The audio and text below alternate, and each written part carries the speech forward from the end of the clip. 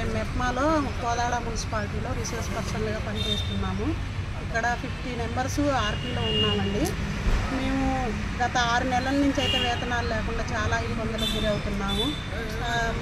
మొన్న జరిగిన ప్రజాపాలనలో మేమే ముందొస్తూ పాల్గొని అన్ని సర్వేలు మేమే చేస్తున్నాము.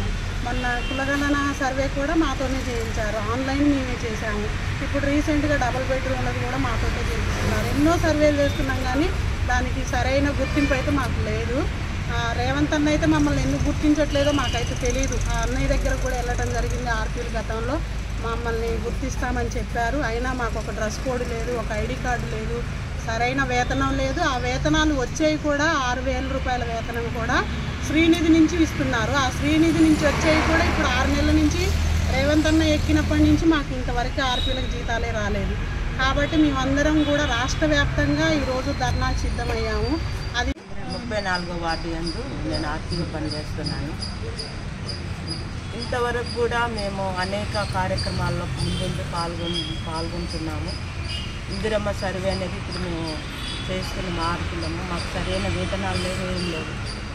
సరే, ఆశా కార్యకర్తలు మొన్న వాళ్ళు ధర్నా చేశారు.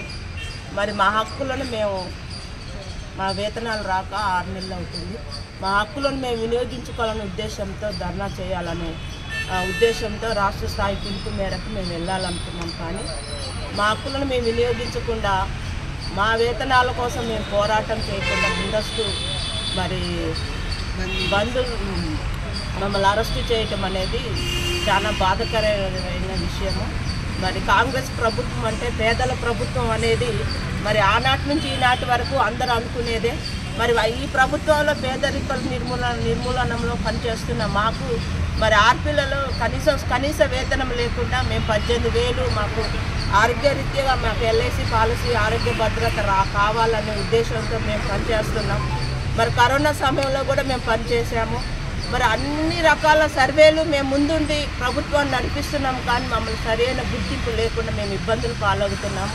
మేము పేదరికంలో పనిచేస్తూ మేము పేదలుగా ఉండకూడదనే ఉద్దేశంతో మరి కాంగ్రెస్ ప్రభుత్వం మమ్మల్ని గుర్తించి మాకు సరైన వేతనాలు ఇవ్వాలి. ధర్నాన్ని మీరు అడ్డగించారు, కానీ మా వేతనాలు మా కష్టాలను మీరు గుర్తించి మాకు సరైన వేతనాలు ఇవ్వాలని కాంగ్రెస్ ప్రభుత్వంని మేము కోరుతున్నాము.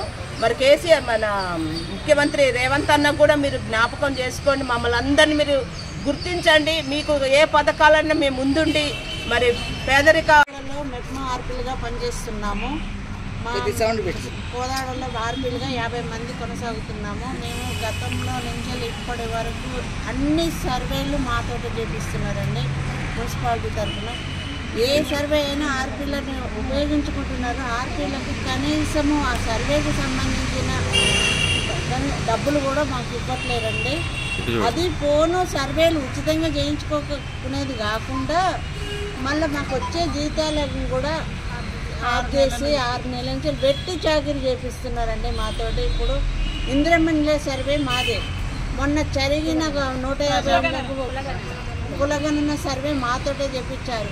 ప్రతిదీ మాతోటే చేపిస్తున్నారు. మాకు ఎన్ని కష్టాలు ఉన్నాయో, మాకు ఎంత ఇబ్బంది ఉన్నదో మీకు తెలియదు. అలాంటి కష్టాలను కూడా ఒడిదొడుకులను కూడా మేము పాటించుకుంటూ గవర్నమెంట్కు మేము సేవ చేసుకుంటున్నాము. కానీ ఆ గవర్నమెంట్ ఎందుకో మమ్మల్ని గుర్తించట్లేదు. అందరినీ గుర్తిస్తుంది కానీ మమ్మల్ని గుర్తించట్లేదు. ఎందుకు గుర్తించట్లేదో మేము చేశారు కాబట్టి మీరు చెప్పండి, మాకు మాటలు చెప్పండి.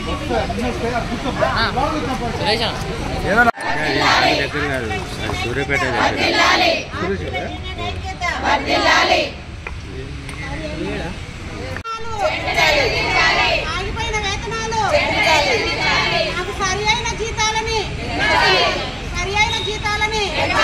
మినిమం 18,000 రూపాయల జీతాన్ని